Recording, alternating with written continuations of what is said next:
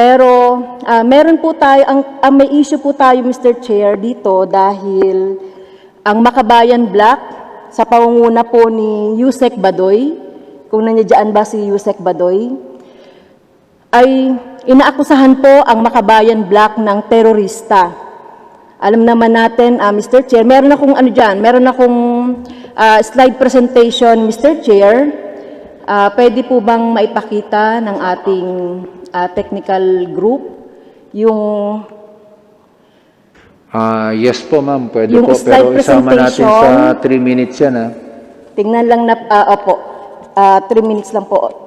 Na, ayan po, NTF-ELCAC, ayan po yung mga pangalan namin, ayan po yung mga mukha ng Makabayan Bloc, at inaakusahan kami at nakalagay din sa post na high-ranking Communist Party, New People's Army, NDF, na pabagsakin ang demokrasya at tuluyang iano yung komunista. Walang kahihiyan. So, Mr. Chair, Mr. Chairman, po ba natin Mr. Chairman, Sorry, Congresswoman. Yes, Kuya Jonathan Alvarado, you're now recognized.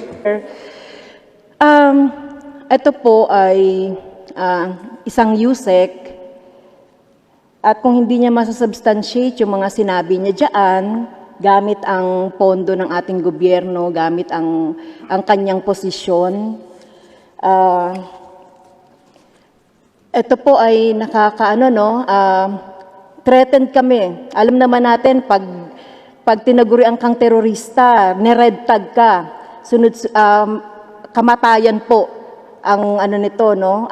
Threatened ang aming buhay, talaga pong Mr. Chair.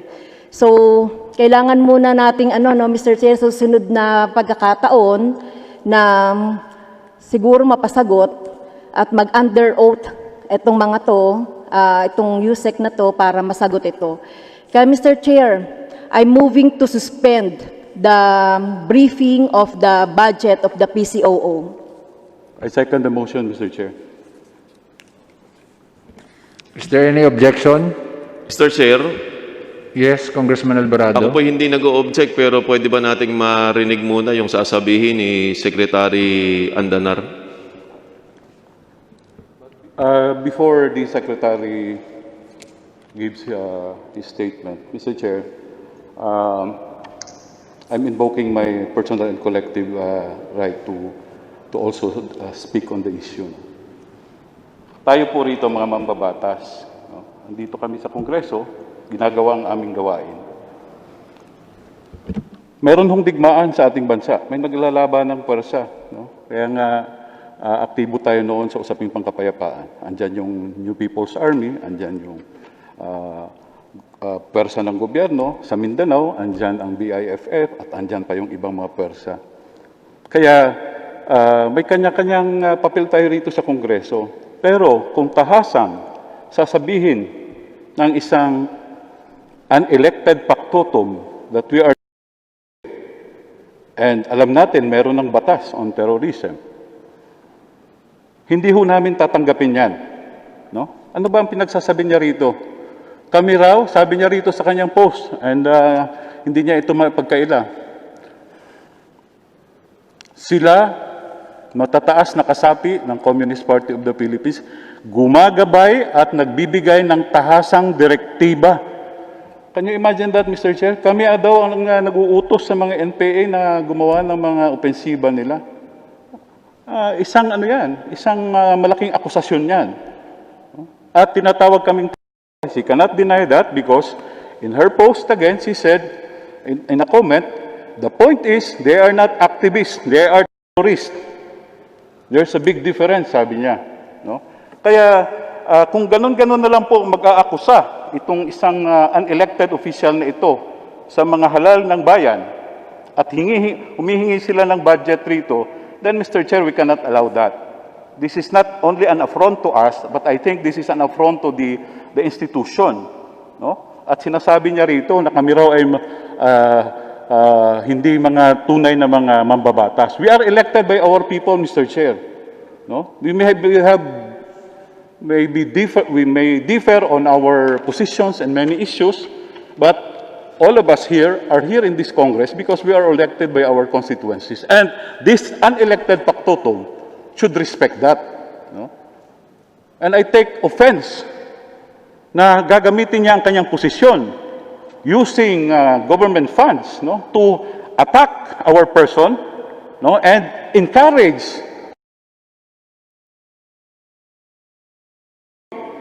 because I experienced that. Dahil sa mga posting na ginagawa niya sa kanyang Facebook account at nabasa ko doon, may mga So I hope, Mr. Chair, no, that this committee will take decisive action on this. And we will, in fact, take serious consideration on the budget being proposed by this office, PCOO, kung ganun-ganun lang din na ginagamit yung budget na ito sa pang-aatake, red tagging. Ang pinaka-latest na namatay dahil natag siya was Sara Alvarez of Bacolod. He is a church worker, she is a church worker, kasama ni Bishop Almenasa yan sa mga gawain. She was shot. No? Yung mukha niya nasa tarpaulin, ni red tag. And you cannot just say, Miss Badoy, na walang implication at walang mangyayari doon sa nire-red tag ninyo. And you have to be responsible for your postings, no? Pasensya na, Mr. Chair, no? I'm not supposed to I'm supposed to ask questions about the budget of PCO, the National Printing Office, PTB4, IBC 13, and several others, no? But itong araw-araw na ginagawa ni Badoy na tagging kami ay hindi katanggap-tanggap yan, Mr. Chair. Thank And you, I'm Mr. strongly seconding the motion of Representative Castro to suspend Yes, there's a pending motion, no, pero bago natin bago natin pakinggan ng maiksing mensahe ni Secretary Martin, ito po yung sinasabi ko kanina sa budget briefing ng DOLE na ang COVID, akala ko ito na yung kalaban natin eh. Ito na yung kalaban natin na pinakamahirap na hindi natin nakikita. Pero meron pa pala tayong kalaban na mas matindi pa sa COVID. Ito yung tinatawag na politika. Titirahin yung ating presidente, titirahin yung ating vice president, titirahin yung mga congressman, titirahin yung mga executive. Hindi na po natapos ang politika kahit may COVID-19. Parang mas nananaig pa po ang pamumulitika kesa sa COVID-19. Nung unang dumating ang COVID-19, ang naisip ko baka katapusan ng mundo, ito na ang panahon para gumawa ng tama. Pero anong ginawa? Yung mga iba, naglagay ng larawan ang ating presidente nung humalik sa sahig ng isang nablas.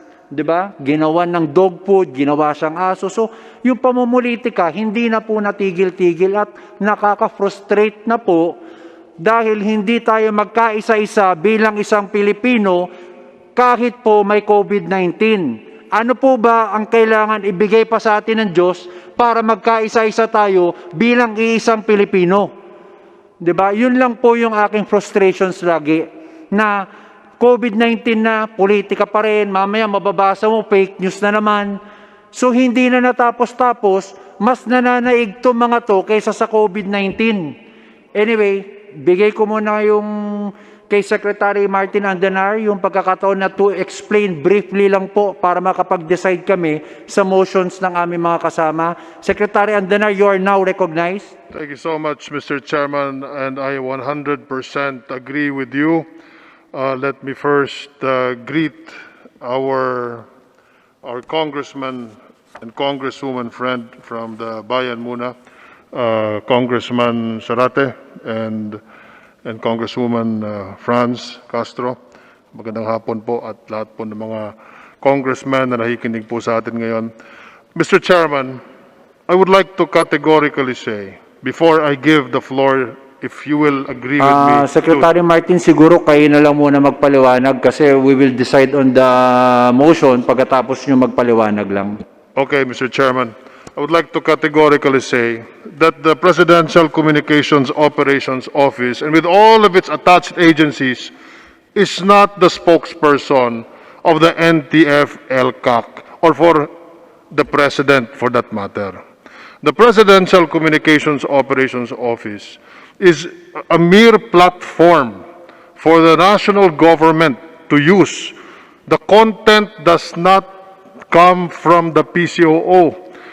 It is the presidential spokesperson who creates the content.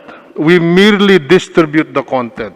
The NTF LCAC, they have their own office. The NTF LCAC also creates their own content, but it is not distributed in the PCOO as a platform.